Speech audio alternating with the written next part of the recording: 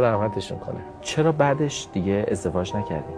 تعلق خاطری داشتم نسبت به همسر خودم. یک، دو اینکه من یه دختری داشتم که این دختر از نظر سن سال و رفاقت با مادرش خیلی نزدیک بودن، خیلی ازدواج میکردن، بالاخره اون خانم به یک آرزویی میومد. ولی اگه مشکلی پیدا میکرد با دختر من، حتی اگر حق با اون خانم بود، من طرف دخترم میگرفتم.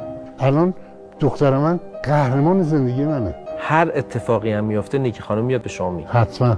رمز تلفن شما رو میدونه؟ بله. شما هم رمز تلفنش رو میدونی؟ رمز کارت بانک منم میدونه.